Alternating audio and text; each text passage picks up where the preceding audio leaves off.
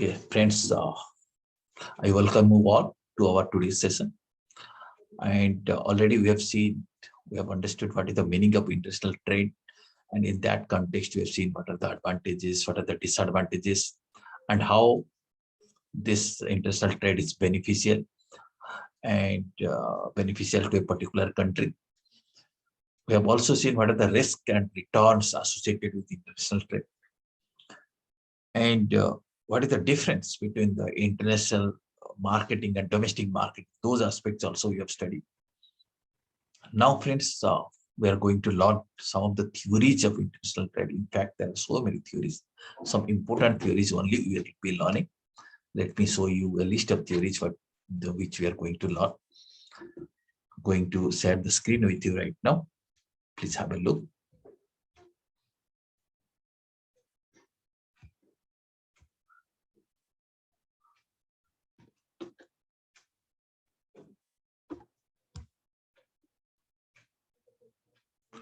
Yeah, you can find out these are the theories. We may learn many more theories also beyond that. Mercantilism theory. There is also a connected theory which is called as the neo-mercantilism. That theory also we'll be learning. And there is one more important theory, that is theory of absolute cost advantage. Then comparative cost advantage theory, comparative cost advantage theory with money. That is also a connected theory which we'll be learning. Relative factor endowment theory or Hochschild theory. We'll understand that one. Product life cycle theory, life cycle theory. That is one more theory. And few more theories also we are going to learn beyond this list. So one by one we'll see. The first theory is the oldest theory in international trade. This is the name of the theory. It's the mercantilism theory. Right. So according to this theory, what happens? The believers of this theory believes that countries' wealth should be stored in the form of gold. That means what they suggest, that every country should export more and import less. And the difference, which is understood as your trade surplus, should be converted in the form of gold, and that should be kept as gold reserve. Okay, earlier that was the belief that country's wealth means how much gold that country is having. Okay, if the country is having more gold reserve, that country was considered as the richest country. Okay, now there are some problems that if every country will try to export more and import less, how it will be possible? And in those time, can this theory, people are believing in this theory. There are countries like England, countries like France, they have colonies in different parts of the world. So these colonial powers were able to export more and import less, and the colonies or the countries where their colonies were there, they were importing more. So as a result, what was happening in those countries where they have colonies, they are suffering from trade deficits, and the colonial powers are enjoying trade surpluses. So this created a imbalance in the world economy. Okay, it is not possible for every country to become wealthier or to accumulate or to have a kind of trade surplus. And in addition to that, the problem was that during that time, what happened? The availability of the gold was also limited. Okay, there is not enough gold to match the foreign trade, because at that time people were believing that gold is everything. Okay, people are not believing in the foreign exchange. That means keeping a foreign exchange reserve was not considered at that point. Right. So because of this non-availability of gold and because of this trade gap between various countries, this particular theory failed. That means the people believe that this is not a theory which will work in long run. And that is not the real wealth. That wealth of the gold deposit doesn't represent the real wealth of the country. Okay. So this theory was suggesting that maintaining favorable balance of trade in the form of gold, which was not possible. Right. So this theory failed at that point in time. Then, friends, one more connected theory, which is called as the neo-mercantilism theory, was developed. And according to this theory, or this theory proposes that countries should attempt to produce more. That means more goods and services should be produced. Earlier theory was that if you are able to have more gold, that you are a wealthy country. But the neo-mercantilism theory suggests that gold is not enough. You should produce more goods and services. If a country is able to produce more goods and services, it can be said that country is wealthier. Okay. And even the theory suggests that one country should produce more goods and services beyond its requirement. Why it is so? Because if the country does so, it will be able to achieve the social objective of full employment. That is, people of the country will be engaged. And with that, it will be also able to attain the political objective of assisting a friendly country. So if a country is having more goods and more services, if the country is capable of producing more goods and services, the country will be able to assist friendly countries. And the country's people will be fully employed. They'll be engaged in that production of goods and services. So this theory argues that the wealth of the nation is, or it should be based on the available goods and services. If more goods and services are available in one country, that country is wealthier. So it should not be based on gold. Okay. Earlier theory, what it was suggesting? Country's wealth means it should be kept in the form of gold reserve. But neo-mercantilism theory suggesting that it's not gold reserve. Rather, a country should focus on production of more goods and services. This is the key difference between these two theories. Okay, but in the meantime, a new theory was developed, the third theory which you'll be learning, that is absolute cost advantage theory. Okay, this is a totally different theory. This theory is developed by, Mr. Adam Smith, who was considered as the father of economics. Okay, he has named the theory as absolute cost advantage theory. And this theory suggests that the different countries can get advantages of international trade by producing certain goods more efficiently than others. What does it mean? That a country can produce something more efficiently than others. So in fact, countries should focus on those goods and services which they can produce more efficiently. So if a country, take an example for China, if more efficiently produce toys, then they should focus on production of toys. Okay, if a country like India can be more efficient in producing or some other goods and services, let us say tea, mango, coffee, etc., it should focus on those products. That means one need to find out what are those goods and services whose production is absolutely cost advantageous to a particular country. Understood? So three concepts we have learned right now. One thing is that it suggests that you should focus on gold reserve. That was outdated concept. Next suggests that not gold reserve, you should rather focus on the production of goods and services.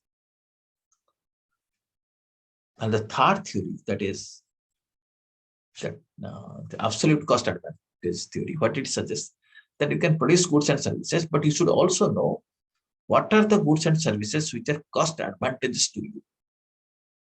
If it is absolutely cost advantages, then you should go for production of those goods and services. Are you getting me? Now, let us see the example. Let us, just a minute. Yeah. Now you see what Adam Smith is suggesting. Adam Smith suggests that this mercantilism theory, if that theory is followed, that may weaken the country. Okay, that means if you want to export less, or export more and import less, that may affect the world trade. So world trade, how it can be promoted? There should be free trade. That means every country should freely export and import whatever it wants. This free trade will increase the wealth of various countries. So free trade should be encouraged. And this free trade enables a country to provide variety of goods and services to its people by specializing in some products. On which product it should specialize? Which is most cost advantageous? If it is cost advantageous, if a particular goods or services production is cost advantageous to a country, then that country should specialize in those products. And you should import other products. Okay, let us say you have decided to produce mango, then you produce mango and other things which are not cost advantageous. You should import from a country where it is cost advantageous. Are you getting me? Suppose country A is good, or you can say the situation is most cost advantageous for production of textile to a country. Let us say India is good at production of textile. So let India focus on the production of textile and import toys. Toys can be manufactured in China, who is specializing in production of that thing, because that is cost advantageous. That is the theory suggested by Adam Smith. Okay, he suggests that countries should specialize in the production of goods in which they have cost advantages over other countries. So every country should specialize in some goods and services. Okay, because they will be able to produce it at the less cost than other countries. And those goods and services can be exchanged with other countries. That means every country should participate in the international trade, should produce something and import something. And he explains that trade between two countries can take place when one country produces one product at less cost than the other country. So the same product is produced at a lesser cost in one country. That means the country is having some cost advantage. And the other country might be having some absolute cost advantage with respect to some other products. So country A is producing some product, country B is producing some other product. So that can be exchanged. So import and export may happen, and it will promote the international trade. Are you getting me?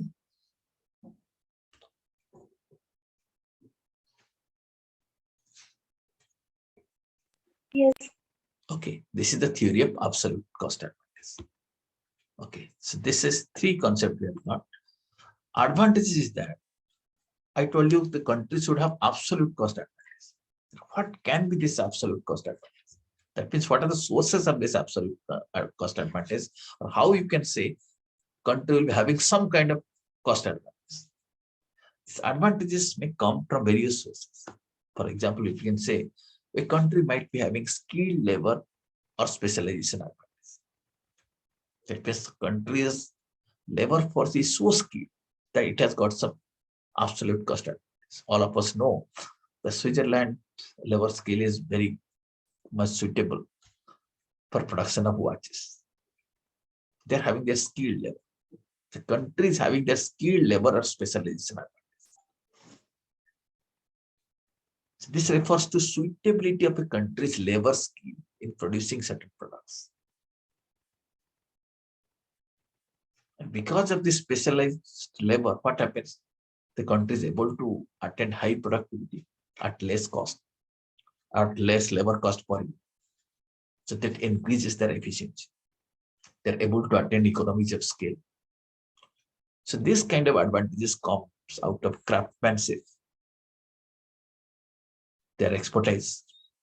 So many countries are good at this thing, that is the production of watches, carpentry work, like this. So that is called as the skilled labor or specialization advantage. Some countries, even if they don't have this kind of advantage, skilled labor or specialization advantage, they got some natural advantage. Like our country, India, is always having a natural advantage of production of mango, cotton, coconut, many other agricultural items. That's a natural advantage. So it is always cost advantages for a country to produce this. And apart from these two kinds of advantages, which I told you, one is skill labor or specialization advantage and natural advantages. If nothing is there, then one country may acquire the advantage. That is called as acquired advantage through technology and skill. For example, most of us know that Japan is very good at steel production, even if raw material is not there. That country is having that technology and skill. So that can be referred to as an acquired advantage. So like this, there is a possibility that one country or each country may have some kind of advantage. So what Adam Smith is suggesting, that you should focus on production of goods and services which are cost advantages to. It may be a skilled labor specialization advantage, it may be a natural advantage, or it may be some other type of advantage. Produce those goods and import other goods. Then only there will be flow of money in international market.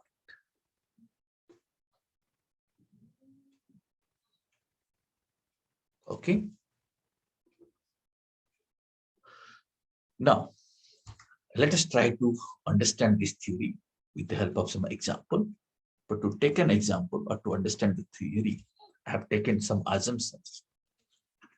So these are the few assumptions. First is that you see, I'm assuming that the trade is happening between two countries. That means in this example of international trade, we are assuming that only two countries are involved. And we are also assuming that only two commodities are traded. Only two commodities are there, two countries are there.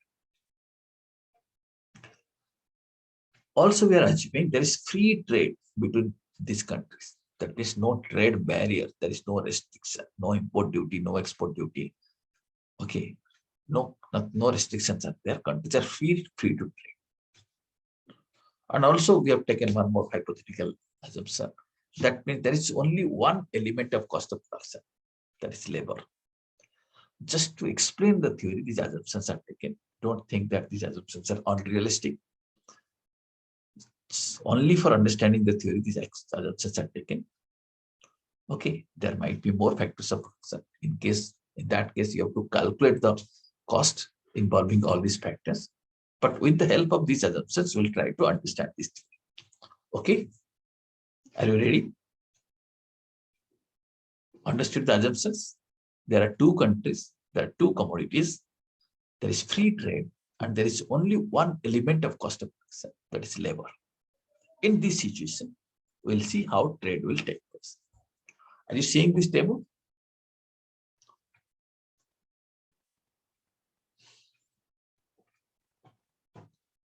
Right, you see, this table shows two countries. What are the two countries? One is Japan, one is India. Now try to understand this. And I told you two products are involved. I'm taking an examples of pens. Next is CDs, compact discs. And since there is only one cost of production or one component of production, that is labor, we are calculating output per day of labor.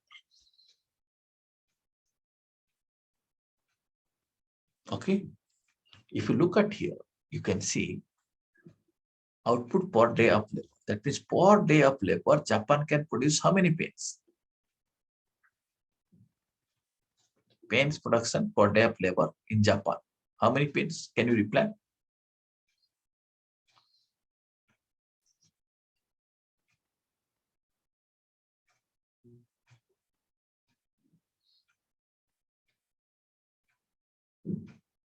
Can you reply?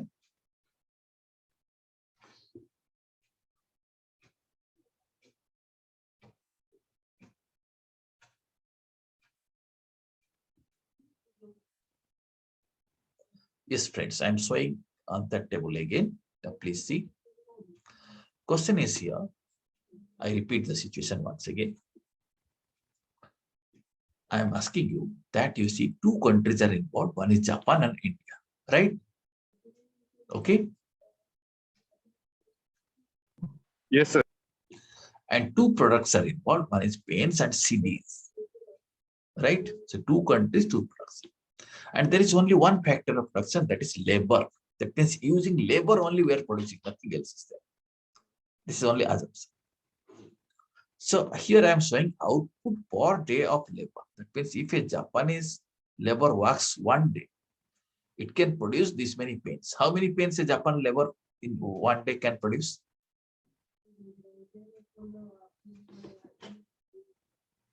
How many paints it can produce?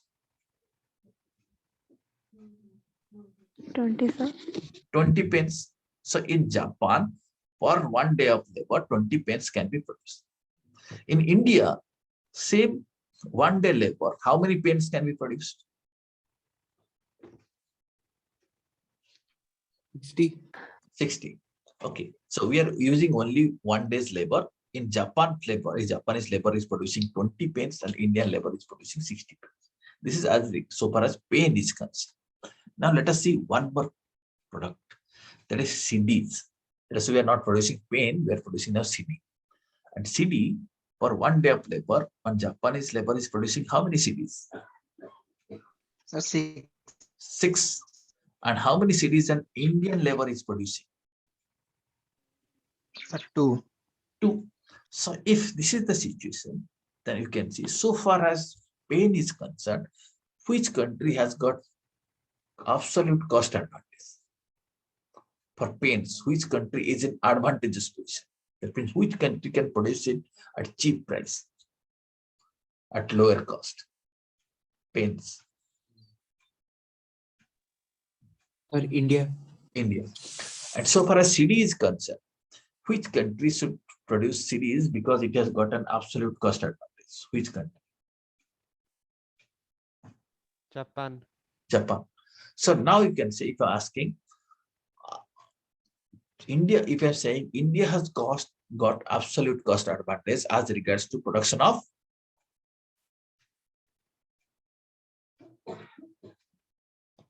what? India has got absolute cost advantage in production of Pens. pens. And Japan has got absolute cost advantage for production of CDs. Okay, that is what Arab is suggesting, that you please find out which country has got absolute cost advantage as regards to its products and services. And he's suggesting in this situation what happens, that India should not produce CDs. India should rather produce pens. And Japan should not produce pens. Rather, Japan should produce CDs so that India can export pens, Japan can import pens, Japan can export CDs, India can export CDs. So this is how international trade can happen. Are you getting it?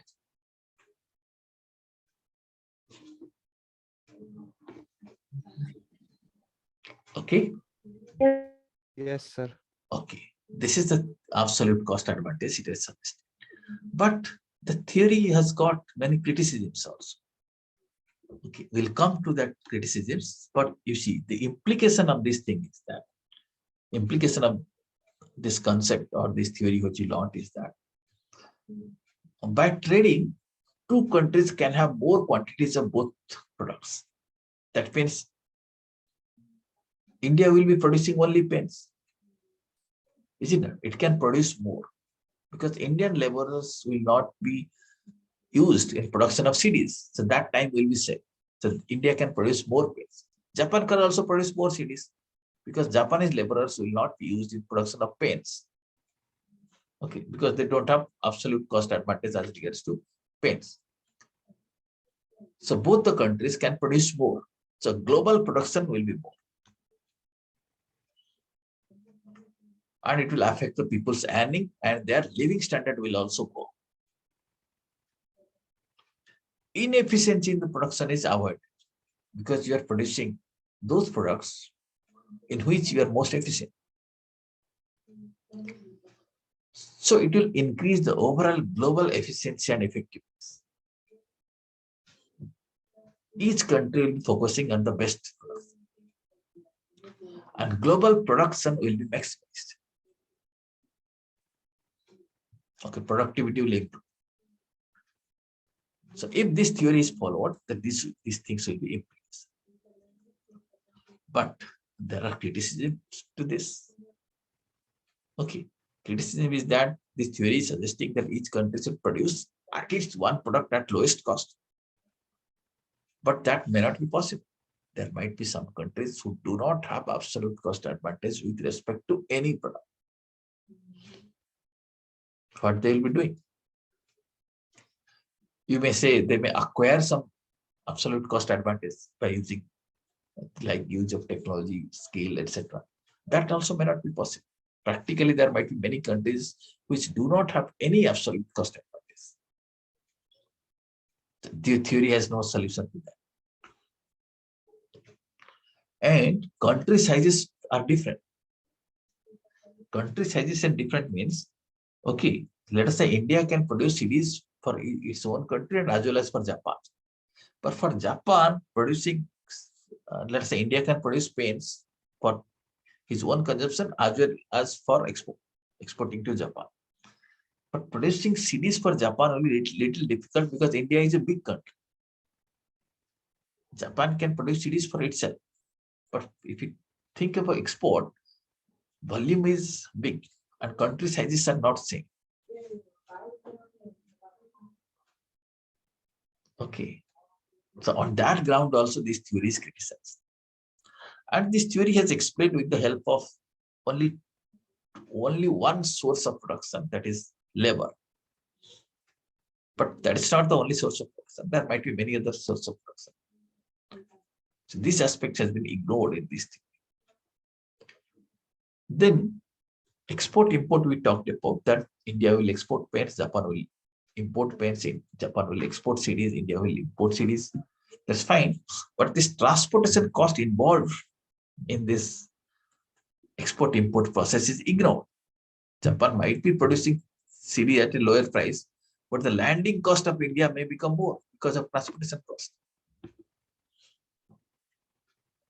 And when the scale of economies is attained, when volume goes up, cost will change, cost will be reduced.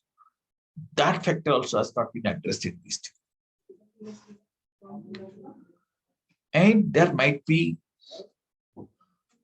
some country or with respect to whom there might be absolute cost advantage with respect to many products. One thing is that some countries may not have absolute cost advantage with respect to any products, and there might be some countries who might be having absolute cost advantage with respect to many products. So these issues are not addressed in this theory. Okay, so that is why this theory is criticized. And therefore, one more theory is developed subsequently. This theory is not talking about absolute cost advantage. This theory will be talking about comparative cost advantage. The theory was developed by Mr. David Ricardo. Okay, so that is, in that theory, you'll be learning, even if there is no absolute cost advantage, there is possibility of comparative cost advantage. How to compute that comparative cost advantage, we'll be learning in our next session. Let me summarize what we have learned here today. Today we learned basic things about a theory called as mercantilism, where belief was that the country should focus more on gold reserve. Next theory, neo-mercantilism theory, suggests that not gold, you should focus on production of goods and services. Third theory talks about absolute cost advantage. You should find out which are the goods and services which are most cost advantages, and you should produce those goods and services and import other goods and services. That's all. Next class will be learning the next theory. Okay, hope it is clear to you. Thank you very much.